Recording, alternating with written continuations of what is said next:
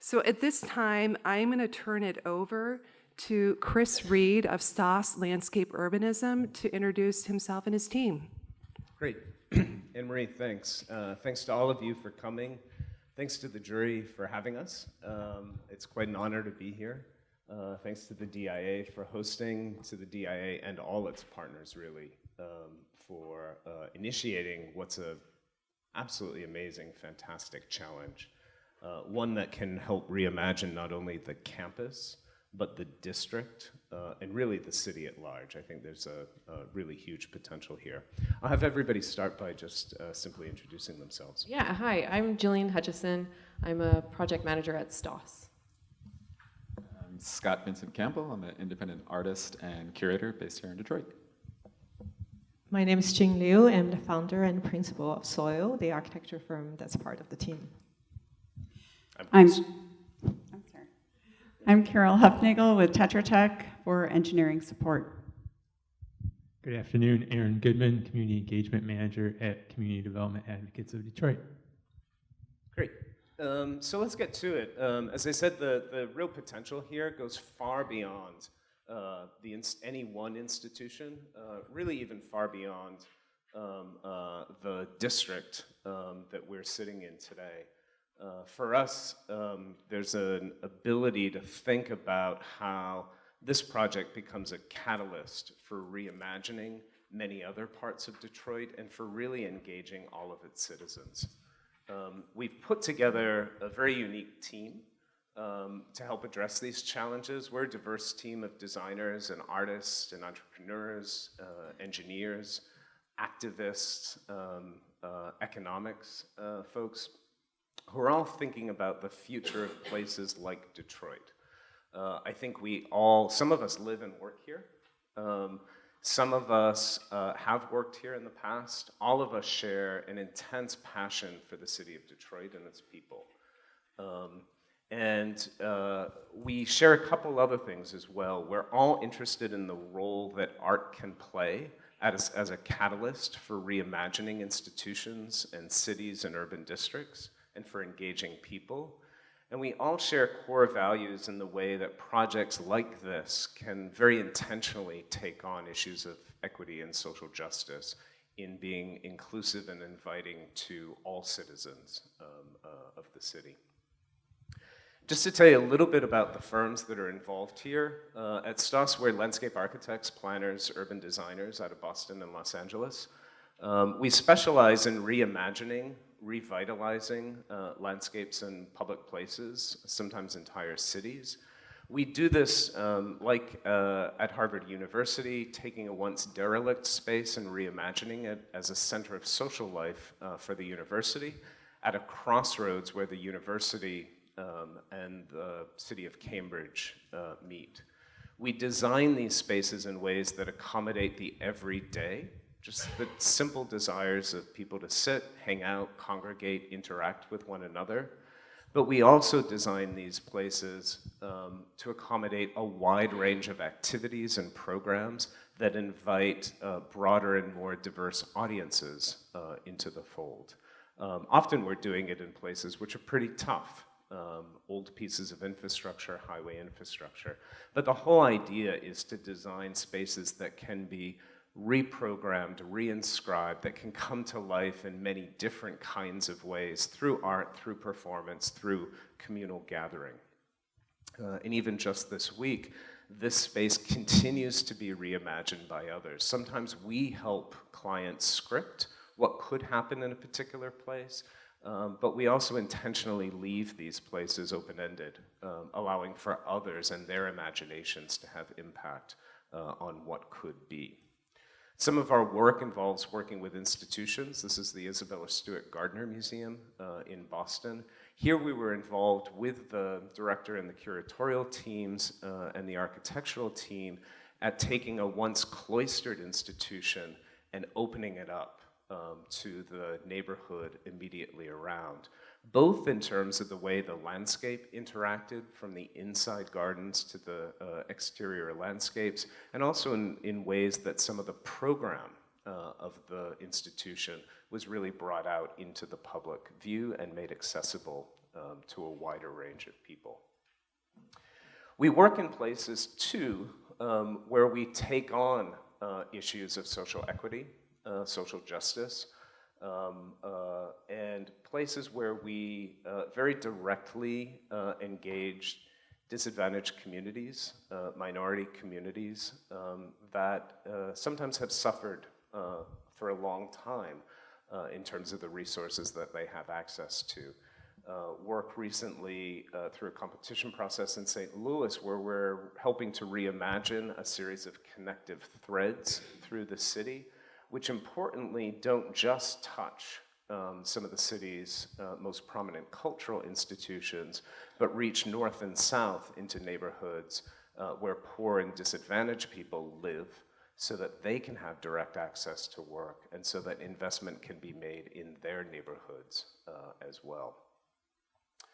And at the heart of a lot of our work is an integrated approach to sustainability, to bringing nature back to life within the city, whether that's on industrial sites like this project in Milwaukee, whether it's part of projects like at Harvard where we're able to create quieter, softer, shadier spaces to the side that are really fed by stormwater, whether it's in places like the University of Michigan, which layers in technological components to really enhance the experience of people during some of these stormwater events. And of course, we do that in public streetscapes and even in parking lots as well. And to help enhance this, we've brought on Tetra Tech, Carol and her crew, a Detroit-based operation with a national presence. Tetra Tech is currently working with DWSD and a number of other projects out in the neighborhoods, looking at opportunities for bioretention gardens in some of these communities where you really engage directly with people. But of course, they're also involved in green infrastructure projects, streetscape projects that are really taking stormwater resources, recycling and reutilizing them. They're also very much interested in the educational component, so not just the checking the box of sustainability, but how that's communicated to the people within the neighborhoods. We're joined on this team by Soil, architecture, urban design firm out of New York that really specializes in art and cultural institutions. They've done work here at UC Davis with a new museum that has both interior and exterior program spaces that really kind of opens itself up to the communities around it and establishes a special new place for art in a place that really didn't have a lot of art and culture prior. They've been involved in a number of installations, this one at PS1 in New York City, highly interactive projects, engaging projects, installations in art fairs and home fairs. They've been involved in the design of spaces for temporary exhibitions of art, and they've even been involved in the design of performance art and performance installations in various places around the world. One of the things they're doing too is working in Paris on a project where art becomes a catalyst for an urban redevelopment project along the River Seine. We're happy to be joined as well by Scott Vincent Campbell. Scott said he's a visual artist from here in Detroit. As you can see, his work is mixed media sculpture, takes on issues of identity and politics. But in many ways, the importance of Scott's role on the team is his ability to convene conversations around art tied to bigger issues that are in play within the city. This series of conversations, The High Cost of Being Poor, gathered a number of people to really talk about those circumstances in relationship to art. Scott's also a curator, and that's one role he'll be playing on this team, is helping us to tap into the local art scene, to begin to explore what it means to be an artist here and the ways in which we can connect with cultures here on the ground as we begin to think about the potential for future roles of art and culture within the district. And he's got a great exhibit opening tomorrow. Well, today? Maybe? What time? And it's really cool. There's a science component to this too. It's as he's described it, he's helped to curate this piece, which is a big bug light that's going to track bugs, will track kids, and will be a big art installation in a storefront downtown. Super cool, unless you don't like bugs. There are going to be a lot of bugs there. That's right. Scott's efforts will be joined by Studio Green Isle out of New York and Berlin. These folks specialize really in identity and branding, other forms of curatorial art, curatorial practice, looking at issues of large-scale public art and branding in the public realm, but also taking on directly questions of the role of technology in the museum space and how technology can help to connect people in the public realm to art that may be happening in other places. We're also joined by CDAD. A lot of you know the folks at CDAD, but Sarita wanted to say hello. Good afternoon. I'm Sarita Scott, Executive Director for CDAD, the Community Development Advocates of Detroit. Unfortunately, I can't be with you for the interview today, but I'm happy to tell you a little bit about who we are. CDAD is a membership organization of community development and neighborhood improvement groups. We have more than 100 members located throughout the city.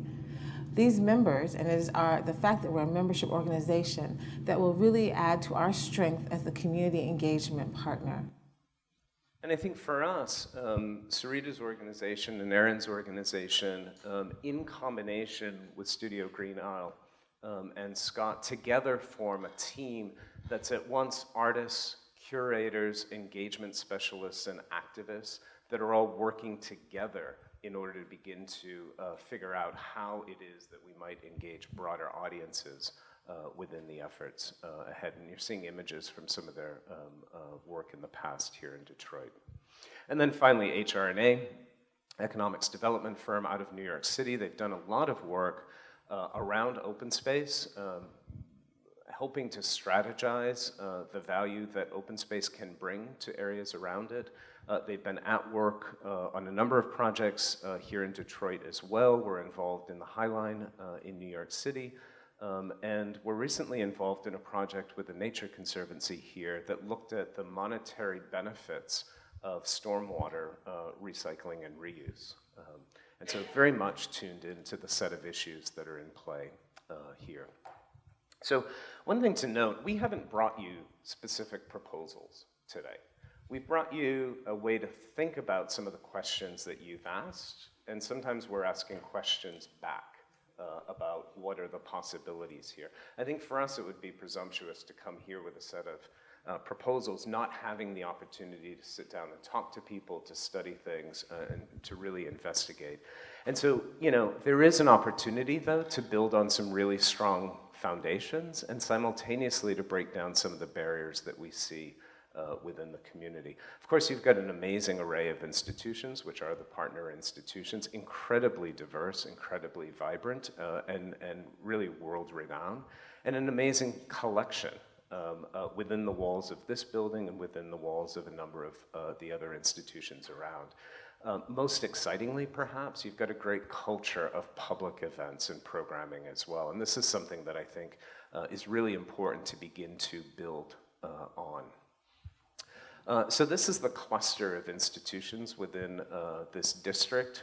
You'll notice that each of these institutions are separated by pretty wide streets. And that's one of the issues here. How is it that you start to break down some of those barriers? Not only are they separated by streets, but they're all set back by these lawns, which end up becoming, in some ways, defensive in their own right.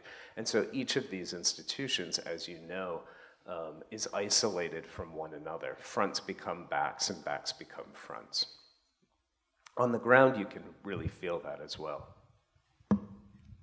Yeah, I mean, you know, we have this beautiful Beaux Arts architecture of this building, and I think the one issue, one obstacle that just kind of confronts me right off the bat is that you have this beautiful but also very heavy and opaque facade, and trying to figure out a way to make the grounds more inviting, you know, kind of more of you need a physical olive branch, if you will.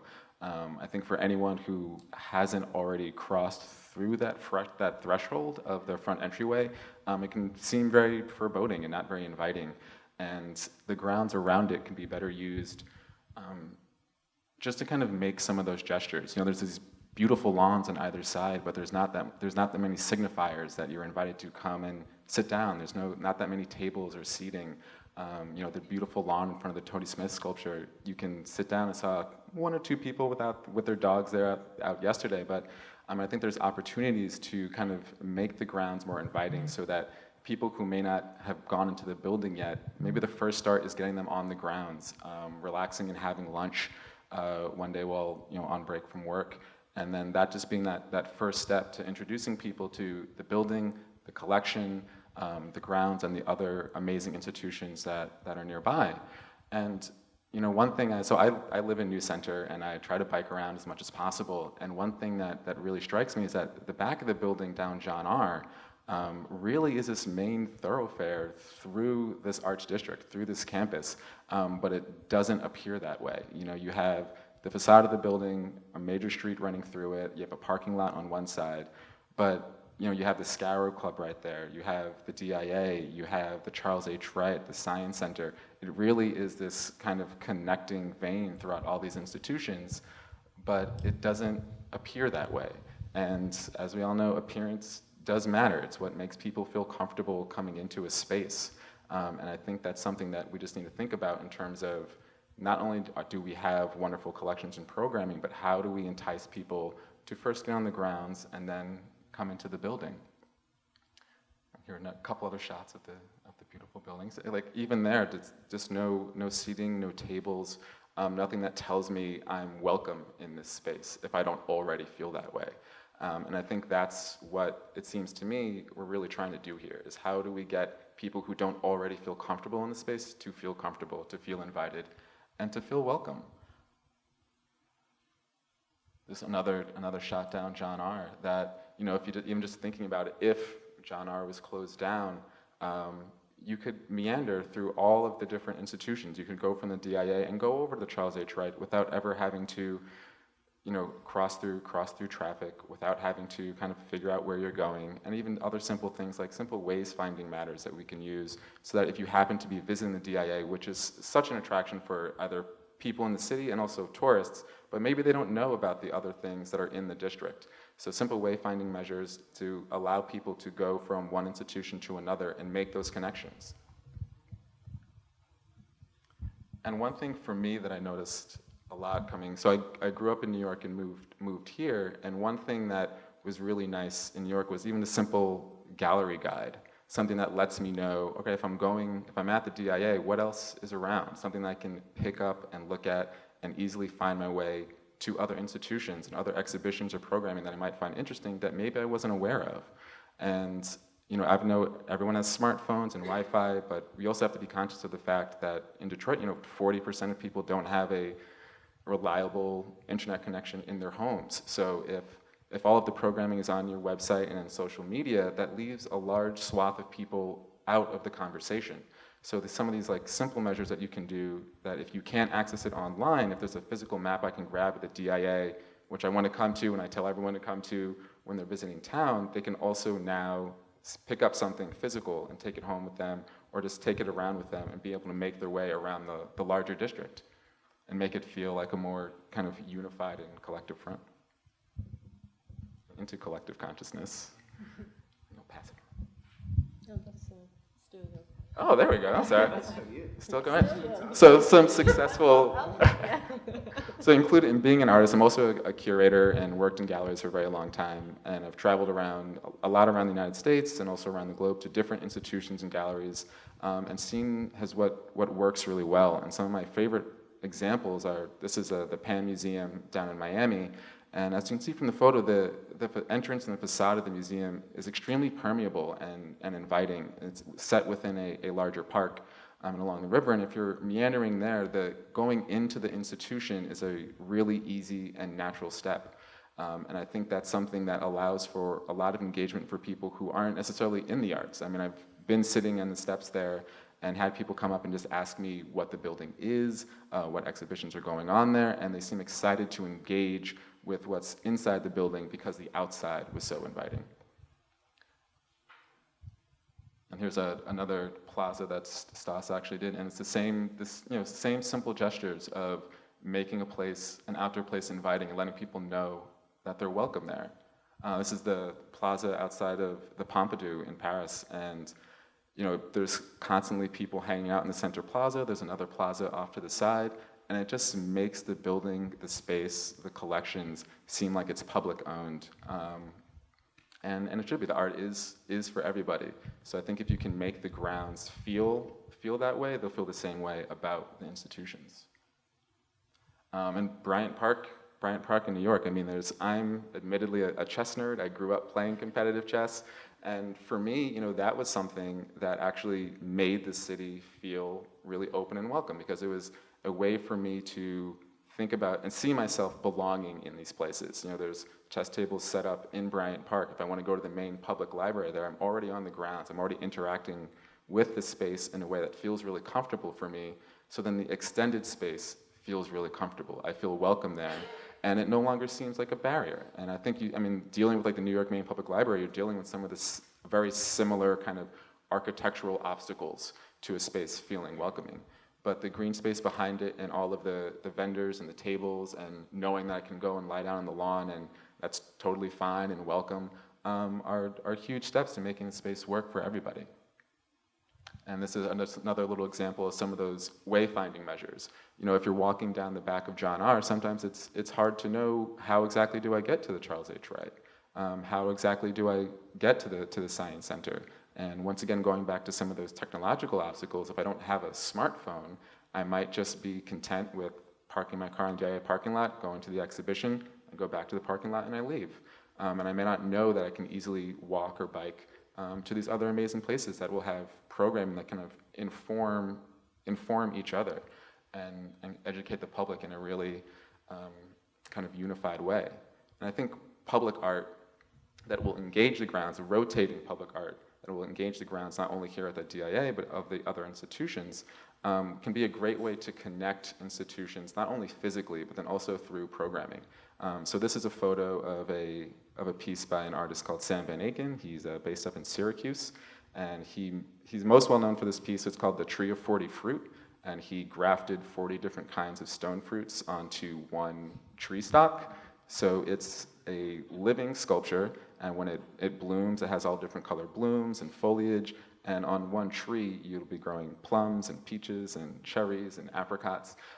So you can have that planted throughout the grounds, and then it can also tie into programming at the Michigan Science Center, because not only is it an art piece, but is also really it's on the cutting edge of scientific discussions about urban agriculture, which is obviously another huge topic within Detroit. So I think we can use public art as a way to engage all of these other discussions. This is a piece by Tavares Strawn. He's a Bahamian artist, went to Yale, based in New York at the moment.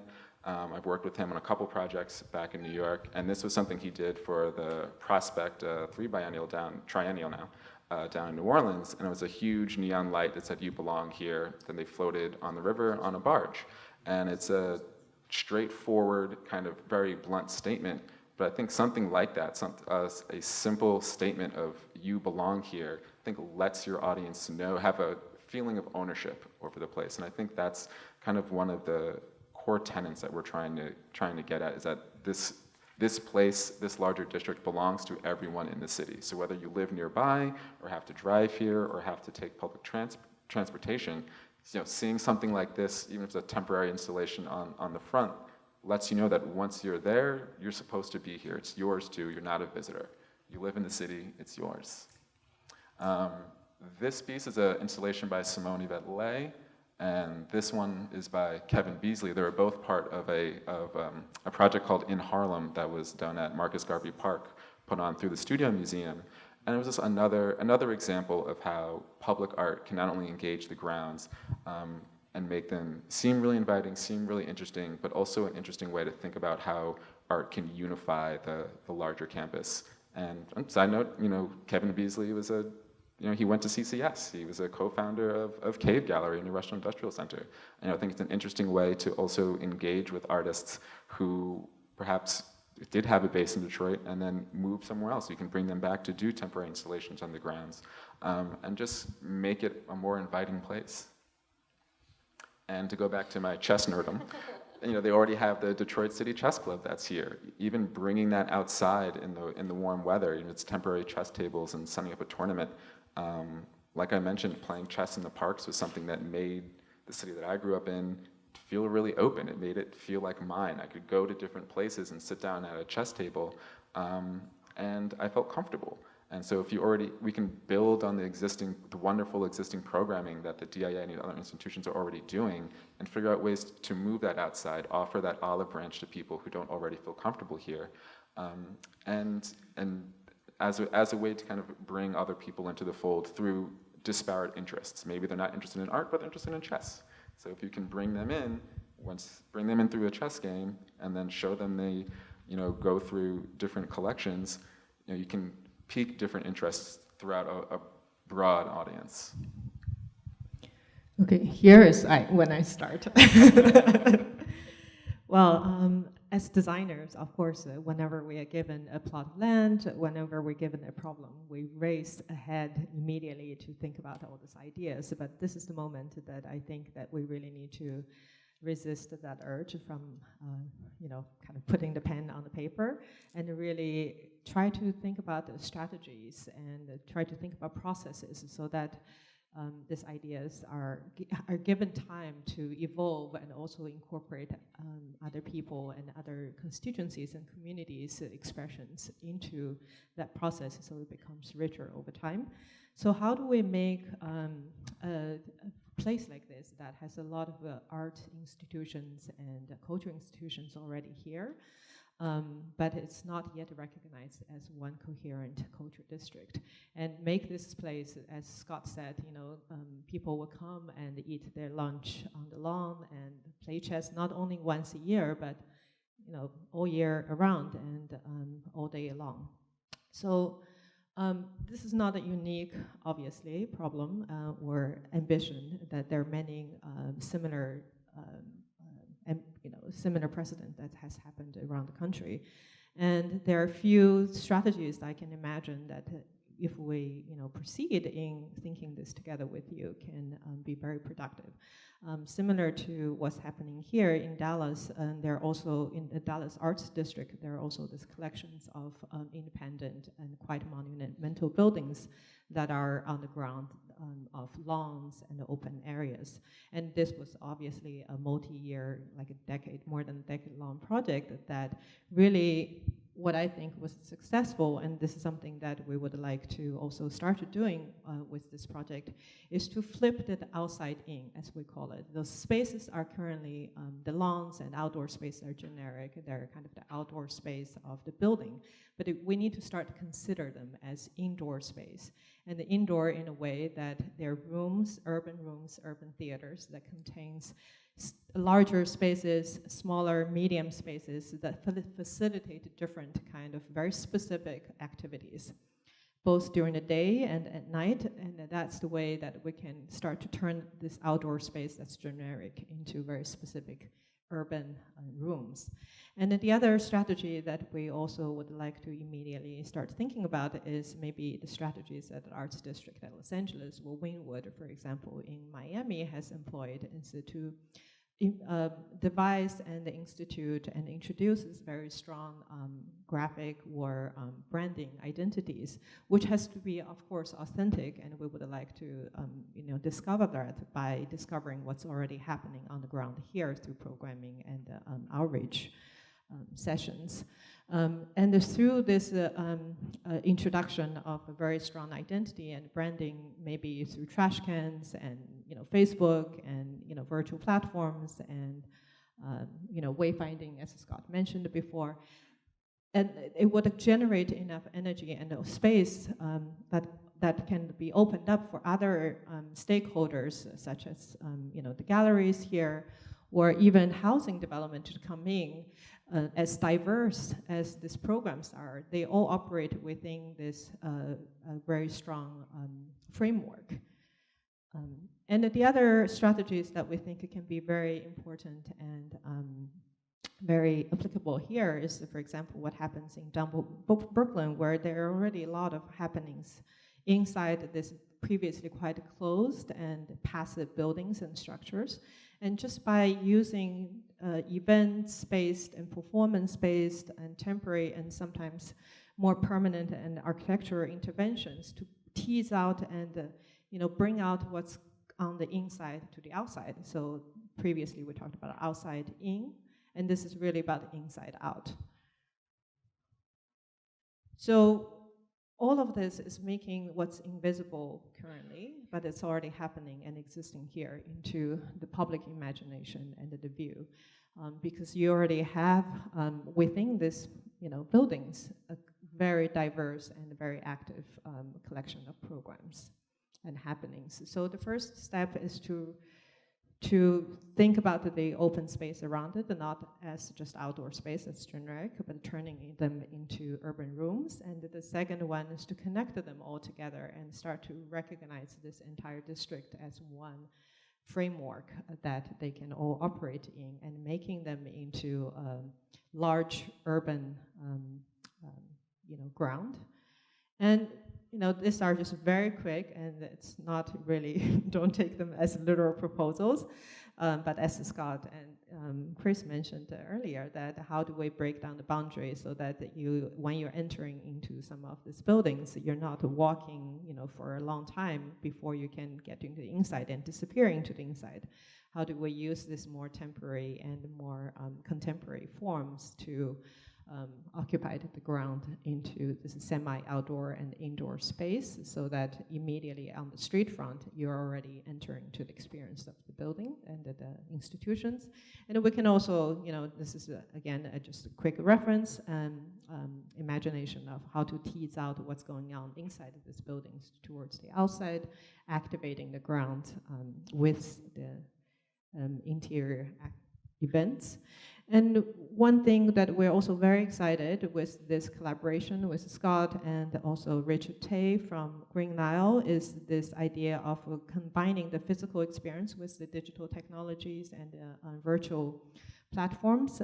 We want to also make the sustainability, approach and how some of the interventions and landscape design, stormwater management, as we would hope to propose in this district, also visible, and those data to be visible and introduce them into the public consciousness, maybe through some projections on the screen. This is something that as a design studio, we've been interested from the beginning of our genesis, already early in 2010 when we did this project in PS1, MoMA's PS1 outpost in Queens. This is an interactive environment that we designed in there. But here, as you can see, this very early version of the iPhone app that we developed in 2010 is to be able to claim for anyone with a smartphone around the world to be able to claim the pulse that's moving in the space and dial down and up the sound that's coming out of this pulse. So we're using the physical installation as almost an instrument that can be experienced and interacted all across the virtual platform. And we also designed a few drawing, I don't know if we can skip to that here. It's hard. Anyways, maybe I would just explain it verbally, that there are a few drawing apps that we developed also on this platform that you can start to talk to your mom, on the phone and say, hey, move that pole, so that the movement of the pole is drawing a drawing on your phone in real time. So with Richard Tay from Green Isle, we collaborated a few projects already. They are also very much interested in this overlap between the virtual and the physical. The virtual has its advantage of breaking down the border and going very far into, without the physical limitations, but also the physical can deepen those connections as established, and also introducing a tactile dimension to those experiences. This is one project that Richard did in Berlin, where they turned into an office building into an installation where at the bottom of the building, people are invited to look into this gazing box, and their eyes are recorded and projected onto this office tower and looking back at the city, so people can literally change the face of the city. You have 10 minutes left. Oh, okay. Maybe I will just skip this. Okay. And hand it to Julie. Hello again. So part of this interactivity also bleeds out into the community and is a part of community engagement and active and inclusive engagement. I know equity is always a big conversation, and especially in wanting to reach out and reach different audiences. And this happens on all different levels. It happens first with our clients and with our partners. Then we reach out into the communities, and it's not just about having activity on the grounds, but then also finding ways to reach out and get to people who may not be able to get to here through transit. Maybe they don't have access. So there's a combination of ways that this happens. And so we have CDAD as our partners here, but each one of us, all of our consultants also use engagement in our everyday practices. And this comes out in different ways, different activities where we hear different challenges or obstacles in the communities and get to hear people's dreams of what they envision. Often it involves food and block parties. And then it's also, we like to bring in a bit of activation into the site itself. It can be art, it can be food, it can be involving all 4 seasons. We also like bringing some of our prototyping into the site, so testing out, furniture or even art objects and seeing and actually getting people onto the grounds and getting people used to being active in the space and getting feedback on how things are working. And then ultimately having a final sort of built structure as well as programming that happens in the site. So how do we do this?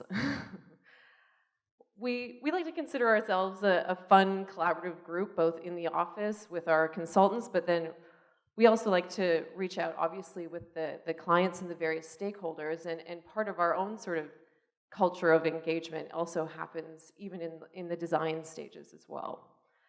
And so we like to create different materials boards and spitball different ideas, which then turns into prototyping at different scales, as well as the detailed scale. And then we also like to test out even just different kinds of events and how we can, different sizes of audiences can even fit into a site, whether it's performance or food tents. And then ultimately, we like to get things built. So where do we start? I feel like that's the big question, right?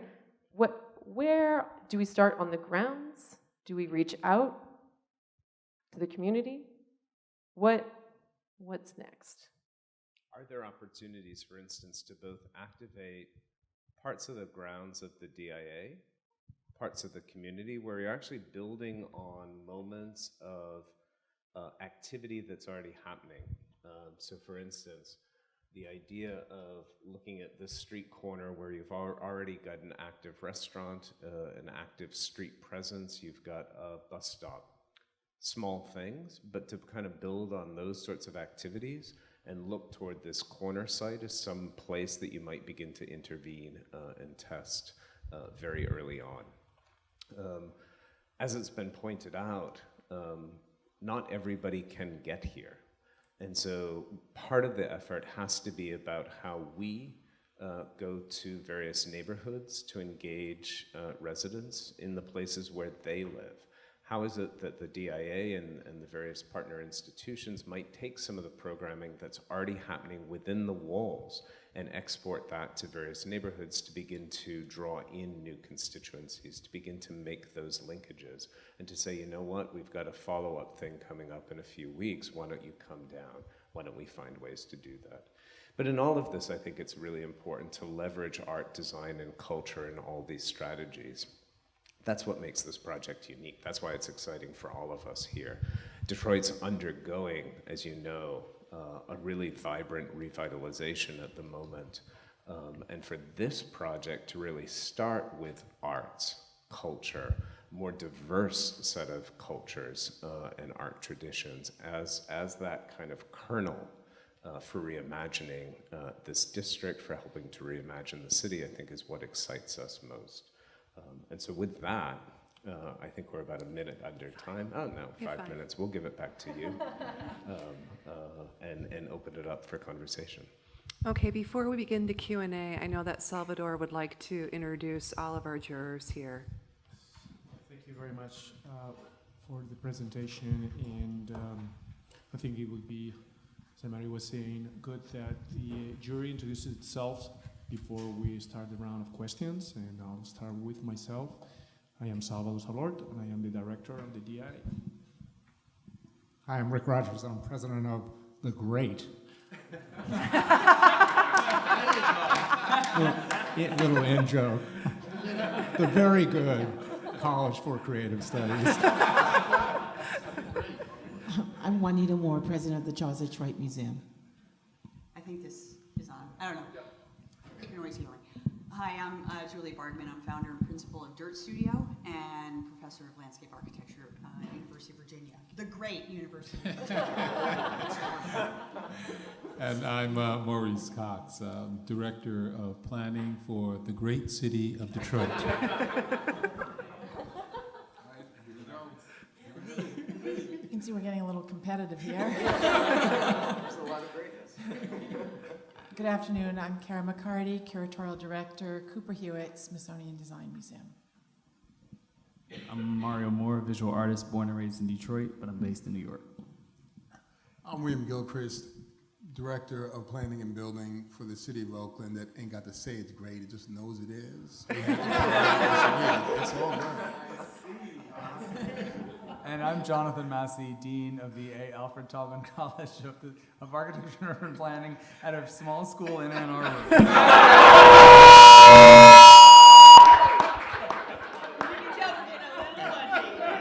And that feedback was deliberate.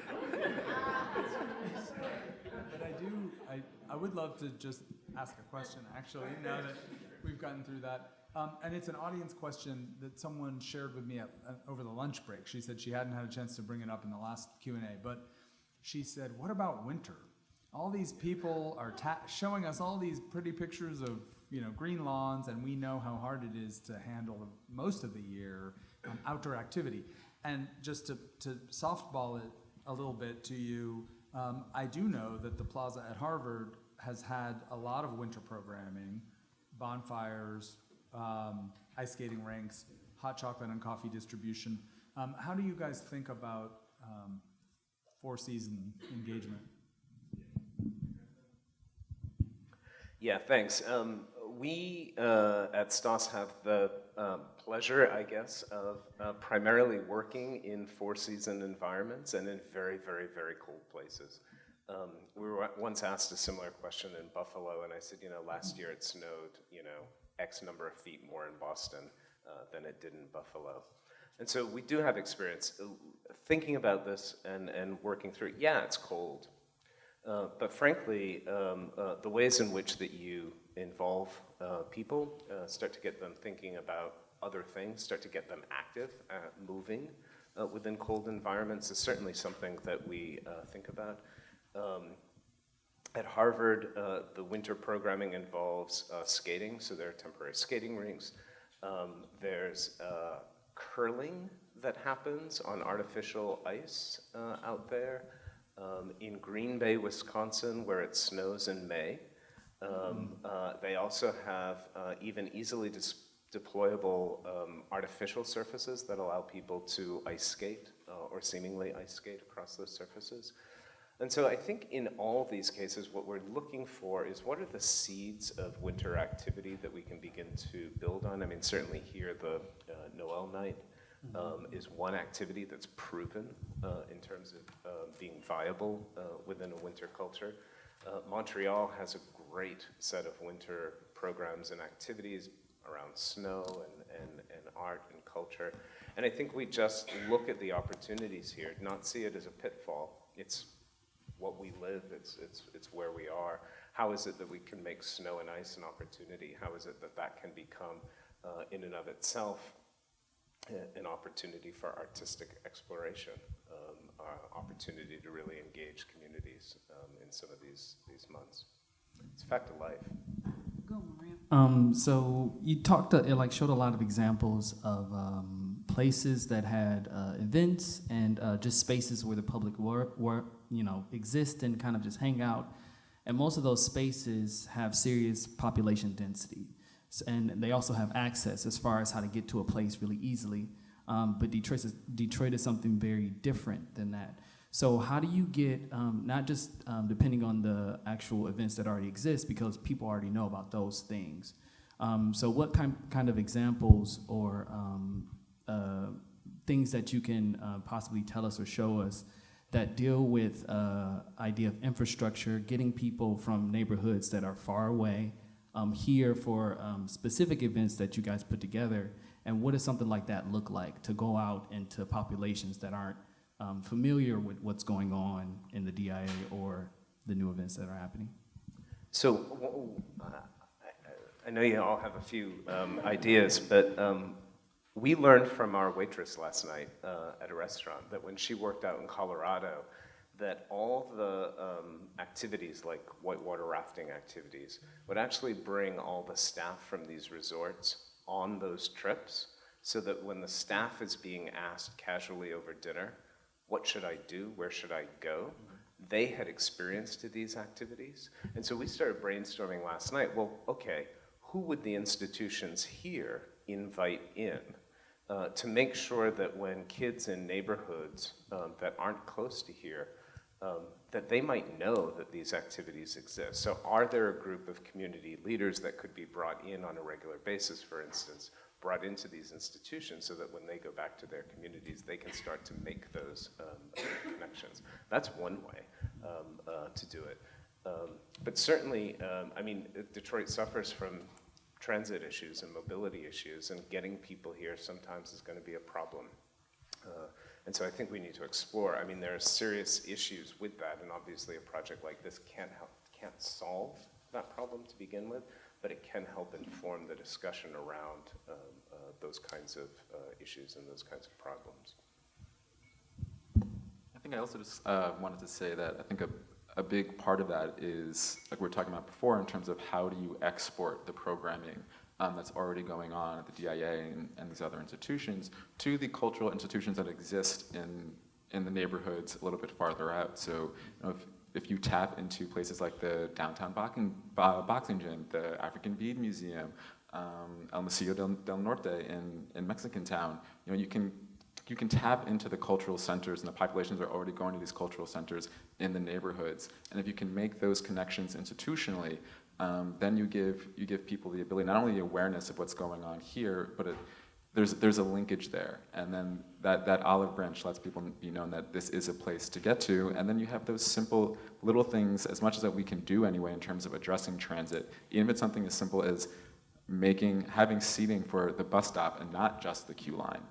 So that way, if you can take the queue line, great, but if you have to be on DDOT or a smart bus, we can make all of those stops really visible, comfortable, that if you are coming in, if you are taking a long bus ride, you know exactly where the stop is to get off, you have a place to wait while you're waiting for your bus. I mean, if there are little vendors, you can get a bottle of water while you're waiting or something, those little simple gestures that, I mean, as much as we can do to get people to the place and tapping into the places where they already are in their own neighborhoods, I think is important.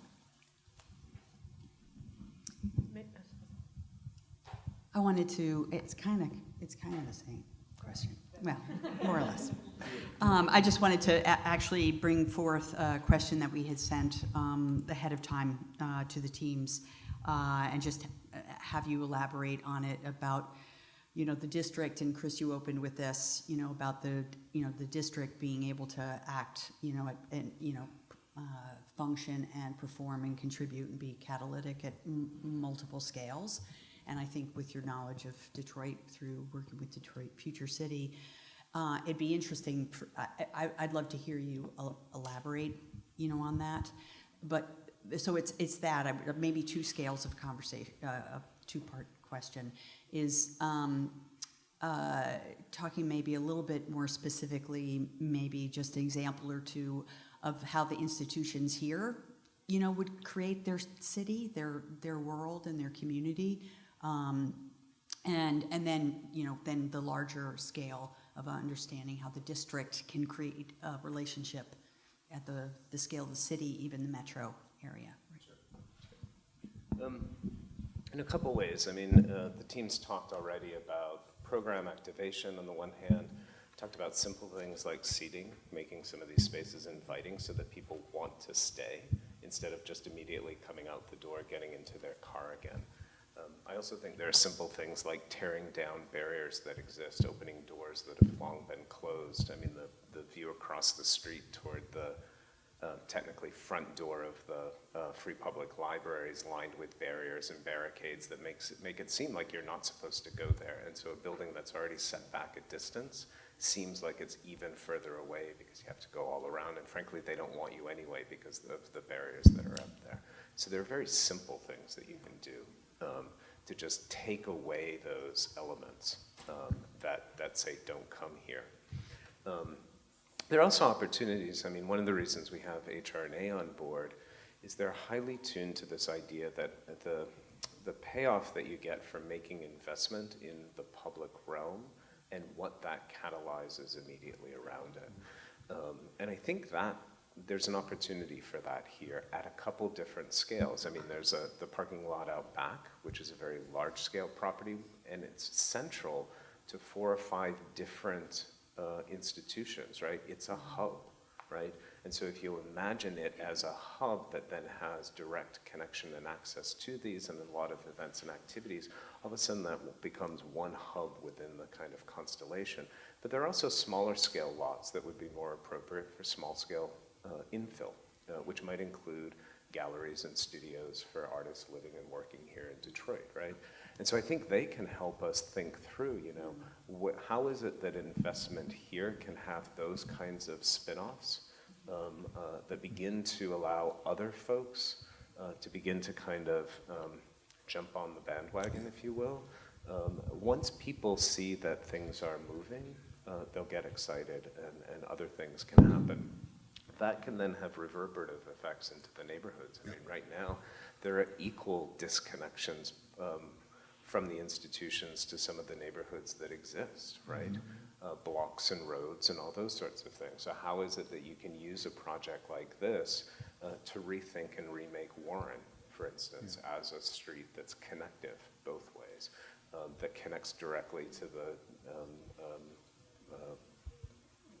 houses and residences that are right around that?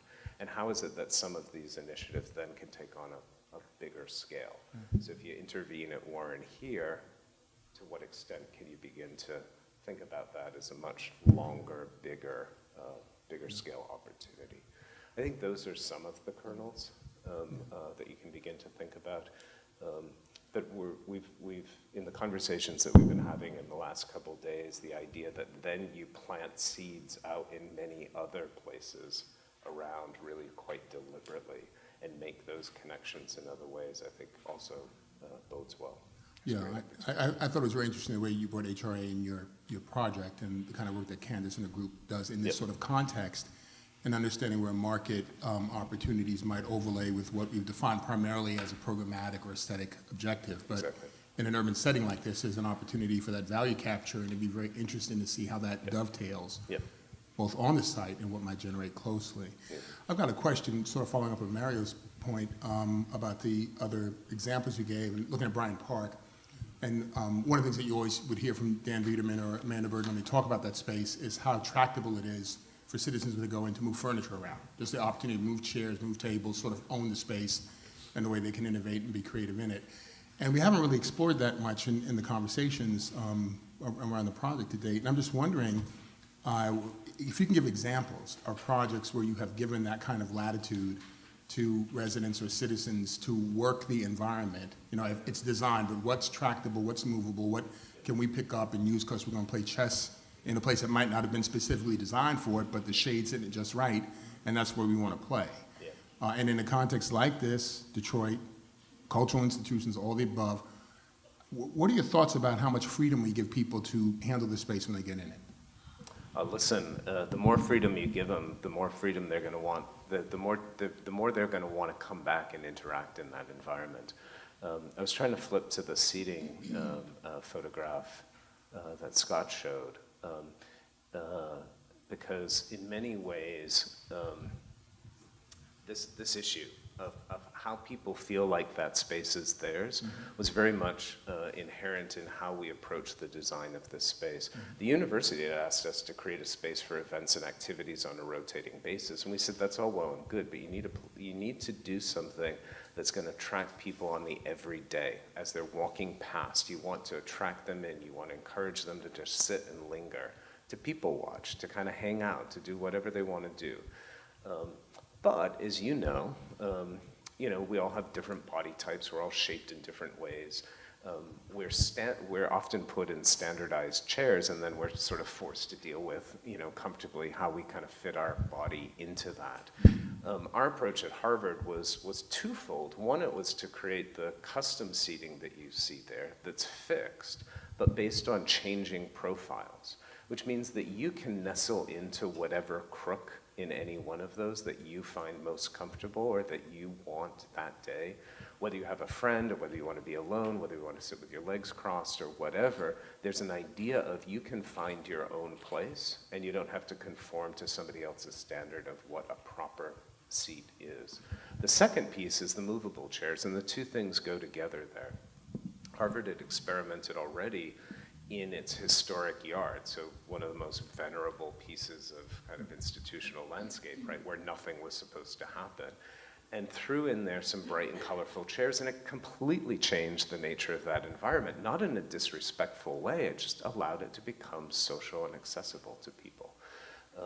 And so carrying on from that, we looked at ways to incorporate movable chairs, because sometimes people just want to pick it up, move it over, put two together so they can put their feet up or move it to the shade or whatever. And sometimes you find these chairs in odd and weird places, but that's totally cool, right? If somebody wants to hang out underneath the shrub, let them be. Right? I mean, that's where they want to be that day, more power to them. So I think furniture for us is part of that. With play structures, we're actually looking at different pieces that can be reconfigured in different ways so that people can begin to interact in those ways as possible. But I think there are opportunities there to really explore. I mean, the idea is to really appeal to people's curiosities, and here the opportunity is to do it in very artful and intentionally designed ways.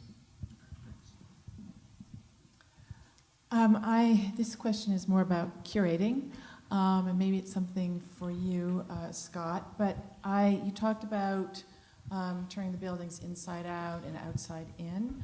I'm just wondering how you might engage with the staff in the different institutions here and the rich content that they have, and some creative ways of how you might work with them to make it more accessible to the visitors, because as we know often with museums, the visitors feel like they don't belong, or they feel like the content is inaccessible, or how do they access it, and how do we as institutions make it feel more relevant for the visitors? Well, I think there's a couple ways to approach that. I think the kind of program that we saw throughout the city last year in relation to the 1967 rebellion was a wonderful example of cross-institutional programming. It was very direct. It was each different lectures and exhibitions all informed one another. But obviously that is a huge multi-institutional curatorial effort. And obviously each institution has their own aims, they have their own exhibitions coming up. I think where we can fit in is, as we've been talking about, we have this grounds throughout the entire district that for the most part is not really being activated. So one option is to look at the programming that curators in the different institutions have coming up, and maybe there is a piece of public art that is a good way of connecting the different conversations that are going on. So not only do you have another thing that is outside, accessible to the public, but it also becomes an interesting focal point for people to then access different exhibitions and programming already scheduled in a variety of institutions. And then on top of that, I think we can also look at things like wayfinding, like a gallery guide, that I think better demonstrate how all these things are connected. And growing up, choose your own adventure books were one of my favorite things as a kid. And I think that something like that, where if you put together this exhibition's going on at the DIA and it's tangentially related to something, a talk that's happening at the Michigan Science Center, and it's also related to these collections that's in the main public library, kind of pointing out some of these threads that people can then choose, that's interesting to me. I'm going to go see this exhibition and then go look at this collection in the public library and then go to that lecture. If you can kind of help draw those lines for people and then allow them to choose the things that are interesting, those threads that exist between the programming between institutions, not only does that give ownership of the larger experience of being in the district, but it also helps kind of connect all the institutions in such a way that is not too overreaching into their own particular interests, but just kind of finds all the common threads between them. I just want to bring up one of the conversations we had also yesterday night about if we are able to conceive the entire district almost like a central park that has restaurants, has outdoor family gathering place, playgrounds, but also cultural offerings. Going back to maybe the logistic question, if you're currently people are just coming here to go to one institutions, and maybe that 1 hour commute is not worth, 1 hour on the road is not worth it. But if it's some place that are able to connect all this dots together, that you can spend a whole afternoon there, and you can always come back to every weekend, then it's a different story. Maybe that 1 hour is worth it, right? This is something that we talked about at dinner yesterday as well, and it's relevant to some of the questions. Great, thank you. So I'm still, this is a once in 100-year opportunity. It's pretty big stuff. Innovative programming is great. Innovative benches and movable chairs are great. I'm not quite sure how that's going to be a legacy, a 100-year legacy. So I would like you to talk about a bigger ambition, a bigger aspiration. This is a competition. Right? Okay. Yeah. Great. That's right. No, you're right. I mean, those are the things that start to grease the skids in a lot of ways, start to really kind of change the attitude and start to change the momentum and build a culture. What comes next? What is this? I think that's an open question. As I said up front, we didn't come with an answer to that question. We came with a kind of set of questions ourselves and a process for beginning to explore what that question could be. But this idea that Jing put on the table that we were talking about last night, what if this, for instance, this district was thought of more like Central Park, where it's a number of different activities and events that could occupy a family fully over the course of an entire day, or potentially even attract people from other places to stay at night, to eat, stay over, those sorts of things. That it's this mix between a cultural district, an urban park, a playground, a real destination that in some ways has many things to do, right? The idea of the park, too, allows you to kind of reimagine the entire district as an incredibly sylvan, wooded environment with some very intense pockets of activity within it. I think that starts to, turn the page toward understanding what a potential is here. Does that mean that some of those roads might get rerouted or shut down so that you create more plaza-like spaces in between some of that, in those institutions? Absolutely, right? Which ones? I have no idea, right? Obviously, there would be traffic studies and strategic studies and conversations and arguments and debates about which and where and how you would redesign that and how you would create continuity. What you don't want is to block access to and through the site, because you want that kind of life to generate the place. But I think for us, it's a how is it that you can use landscape to reimagine the place? I mean, to the list of events and activities you were talking about, Jing, I was also imagining lush gardens and landscapes that are for pure pleasure, right? That bring joy to kids' lives, that are coming from parts of the city that don't look like that, right? That are really transformative, and that might offer points of discovery or intimacy that they just don't get in their everyday lives. I think there's some amazing potentials there. So I think a lot of some of the ideas and concepts that you guys are saying are more of a like preaching to the choir. And what I mean by that is like talking about events that everybody knows, right? Or renovating these spaces that people know about art, that already know about events coming up, already know about lectures, or are interested in those things. Or going to maybe community partnerships that have leaders that are going to preach to the choir to those people that are interested in coming. So what examples do you have, or understanding do you have? How do you go beyond the choir, right? Like, where do you go that's like Dexter Elmhurst or like Joy Road, you know, to get to that community that is outside of the choir of coming to the museum and maybe having some seating and wants to spend some time out there. So how do you get those people in, you know? Yeah. I think there are probably a few answers to that questions. I mean, we were talking yesterday too about the signifiers that are outside. I mean, you know, you look at the outside of this building, for instance, not to pick on this museum, but we could pick on any of them. But the language of the architecture, the fact that the sculptural collection is of a particular tradition and not of other traditions. What are the signs and signals that people see out on the lawn? And that's why Scott was showing some other forms of art that could help in that. I think, you know, we talked extensively about how to reach into the neighborhoods and how to really tap some of that energy.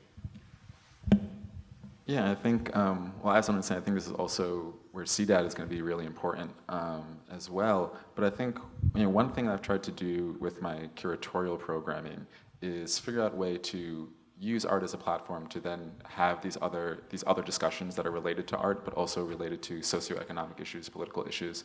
And, you know, if we're lucky enough to move forward with this project, you know, you have to go into those neighborhoods and figure out what those discussions are and how can we relate to them. I mean, I think putting out that, extending that olive branch is really important to drawing in those other audiences. What conversations are already happening in those communities? What's important to them, and how can we join in on that? And whether that be through a piece of public art that is a good way to bring in that conversation, we need to make sure it's relevant to them. So I think it's extending that olive branch and figuring out, not trying to come from a top-down approach, but going to the different neighborhoods, sitting down with community leaders there, and literally asking them that question and then going from there and making sure that's a priority in the way that we move forward. And I think Aaron might want to. I'll just add a little bit. I mean, I agree with what's been said, and I think that people need to see themselves reflected in the institutions, and each of these different institutions signifies something different to a different segment of the population.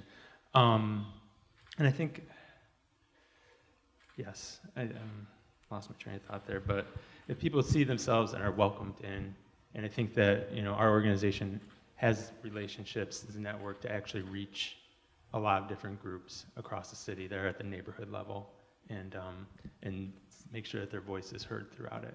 Yeah, I'd like to jump in though and maybe thread what both Maurice and Mario were asking, and an allusion you made a moment ago to Central Park on the programming. One of the things I'm curious is how you all look at this as a space that is servicing the city writ large. I mean, it's conversation we're having around the programming and the presence of these institutions, but when you get out to the community, one of the things you may find is that there is a call for an urban space or for a green space or a civic common, whatever you want to call it, that's unmet right now in Detroit. And I think one of the things you're going to want to explore is how much can this space address those needs and still be true to its immediate programmatic response. Mm-hmm. And when you talk about Central Park, that was very much a response to urban living as an option. And I'm not necessarily bought that the Olmstedian aesthetic is what's needed here. But the idea of providing a counterpoint for what is otherwise deficient in that city was a lot of what Central Park accomplished. And we're hearing a lot program around the institutions within the boundaries, makes all the sense in the world, but you've got a lot of space here. You've got a city that has many questions about how its civic character is defined.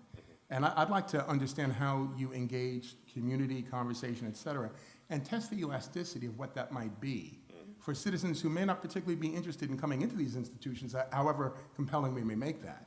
But there are other purposes that space might serve for the residents of this city. What are your thoughts of that? Well, this morning we were talking about what the difference between a cultural district versus the arts district. So because this is not only the DIA, sorry for the director, but it's also the library, it's also science, it's also the parking lot, it's also, as you said, it's the civic function of a green space that's very much lacking in the city. So definitely, I think, by listening to the community, there's a project we're doing in North Omaha, which was also using the project of Artist Loft to provide the very much needed civic amenities to the district, which doesn't have a coffee shop or doesn't have one restaurant. So what we listened to through many outreach sessions to the community is, what do you need? And they needed a coffee shop, and we brought in the coffee shop. So I do think that conversation is what makes this process open-ended but rich over time. I was just going to say, and I know CDAD, it's not just about community engagement, but they're a group of partners and community groups. And so one of the things that they do early on is creating a sort of stakeholder, but a community stakeholder group. So how is it, not just like the physical institutions, but how do you also invite the community at large in to have a seat at the table and have them be a part of that design process as well? I think at this time, it would be appropriate to see if there are any questions from the audience. If anyone would like to ask, please come on down to one of the microphones.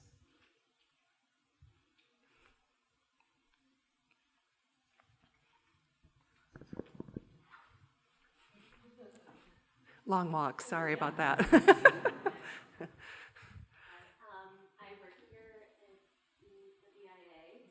I oversee a lot of programming out in the community. I was a resident in Midtown, but I live on the east side now. And I'm really kind of pulling these threads that were talked about before. There is an opportunity in the city of Detroit to recreate what development and revitalization is. Some of the examples that you used, I think, could be criticized as, facets of gentrification, displacement, leading residents who have always been there to leave. And I know that the city, I know CDAD, I know organizations are really trying to figure out what it means to do this with equity and rising all boats together, as opposed to just making a cool destination for millennials to take Instagram pictures. And I think, too, one of the morning presentations, people were bringing up the fact that there are a lot of low-income residential units in this neighborhood, specifically geared toward older adults and seniors. And I guess I would love to know sort of what projects that you look at that incorporate equality and that being first and foremost important. And I think too, the DIA is already a politicized institution. We're not neutral here, and people really pay attention to what happens in the city around development, and it's something that we will get called out for if it's not first and foremost in the discussions around what's happening. Sure. No, thanks for that question. You tap into a really important issue in cities today. In fact, it came up yesterday or 2 days ago when we had a guest into the Boston office, and they were, again, touting some of the statistics that many of you have heard about how you invest in open space and the kind of development opportunities that come out of that. But what of the people who live there is the follow-up question, right? And it's a particularly difficult question. How is it, for instance, HRNA is working in Milwaukee right now on how do you do transit-oriented development that leaves in place the communities that are fighting for the transit connections, right? Rather than immediately displaces them. We had some experience in Pittsburgh recently, in the Uptown neighborhood, which is a pretty tough neighborhood in terms of the abandonment, the vacancy, the kind of lack of economic opportunity there, but the fact that it's actually right immediately next to downtown Pittsburgh. It suffers because a lot of the regional freeways and busways and roadways go right through that neighborhood, so that neighborhood kind of takes on all the ill effects of the region in a way. And so we were looking for opportunities to figure out, okay, how is it that we can use landscape to help clean air, clean soil, create a better, healthier living environment for people?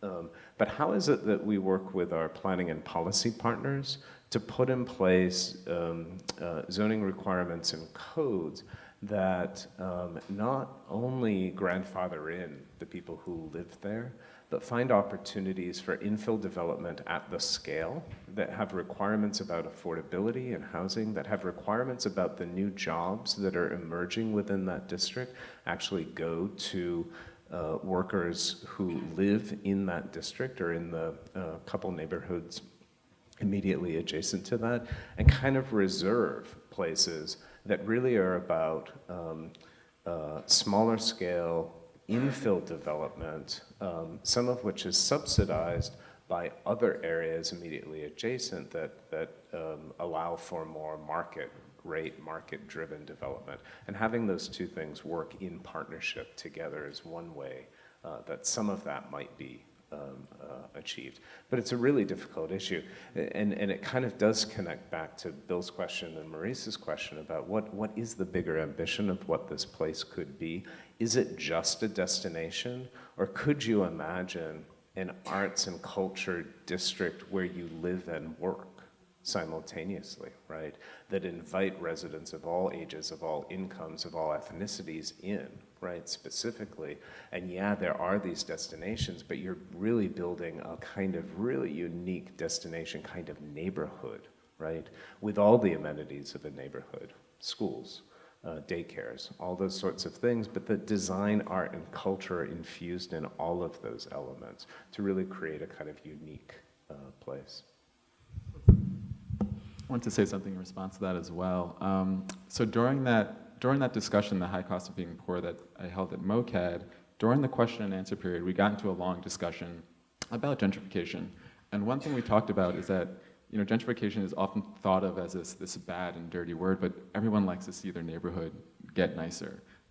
They like to see businesses and opportunities for jobs and also retail. And that the real question is how do you help people who already exist in a neighborhood gentrify themselves, get better access to resources, to education, so they can also take part in this new development?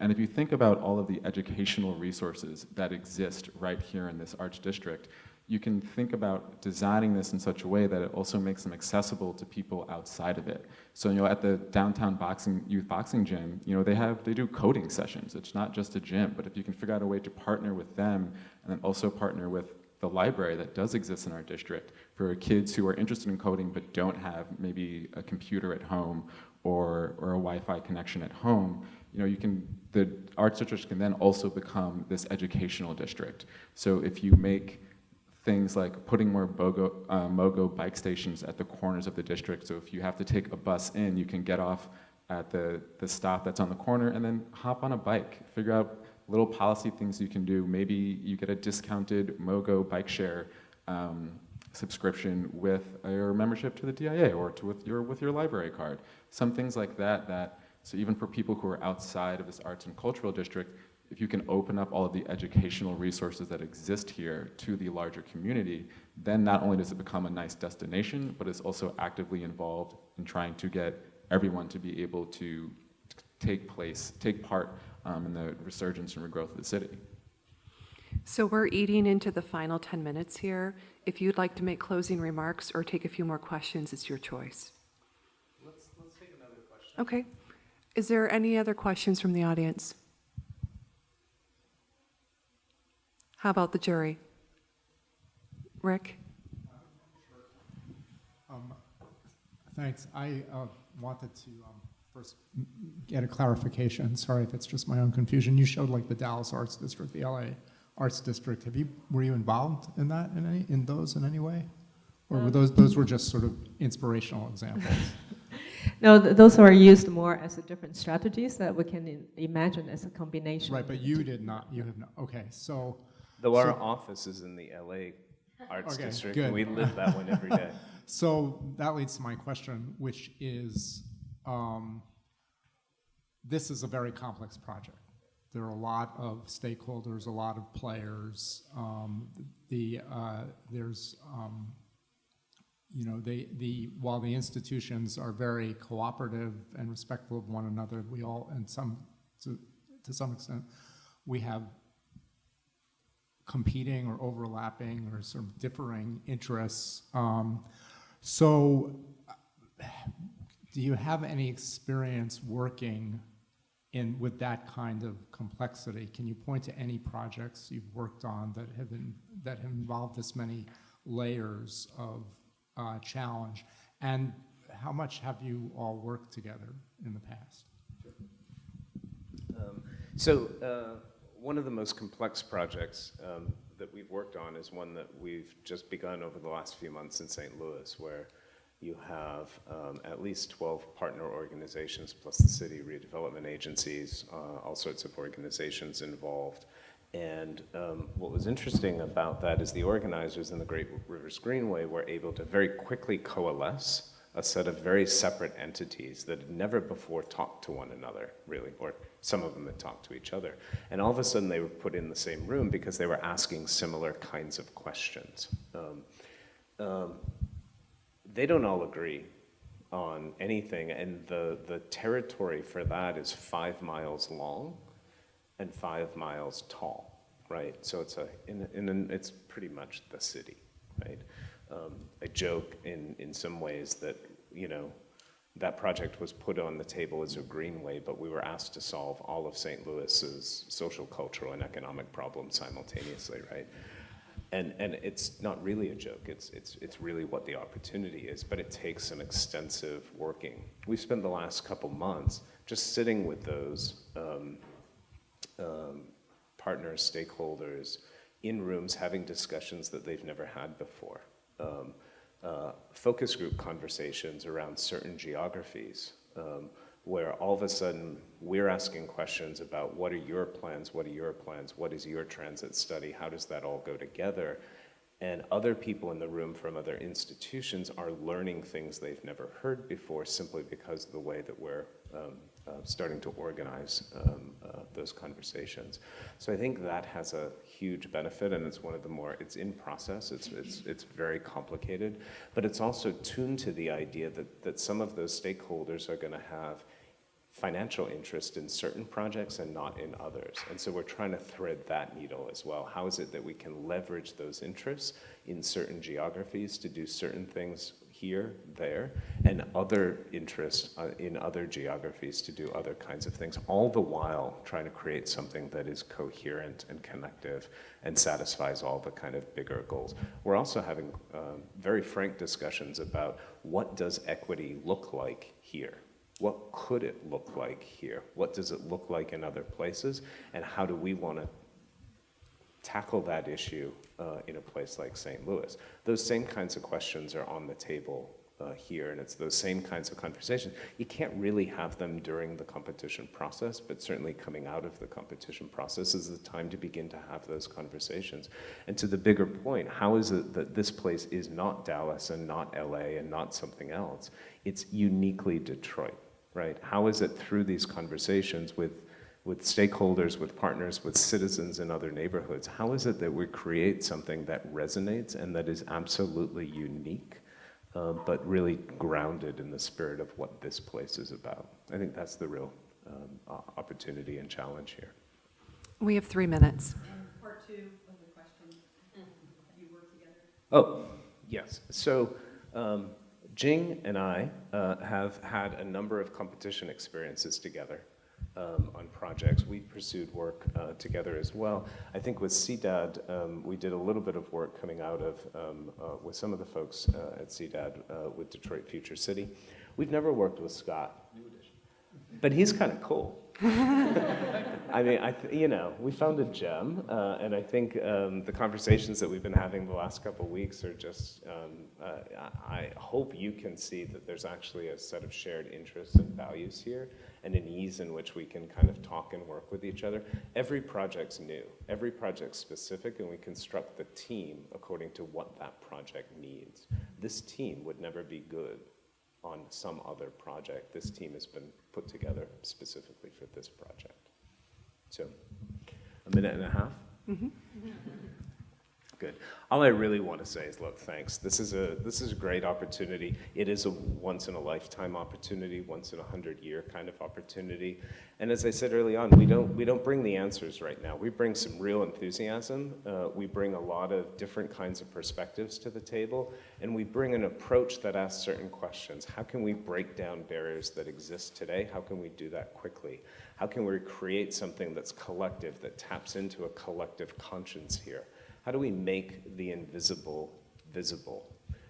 And through that, how can we really, truly expand the audience to make this something that's truly of Detroit and truly open to all of its citizens? I think that those are some of the real challenges here, and it's something we're incredibly enthusiastic to begin to kind of take on. So thank you all. Thanks for coming. Thanks for having us here. Thanks for the conversation.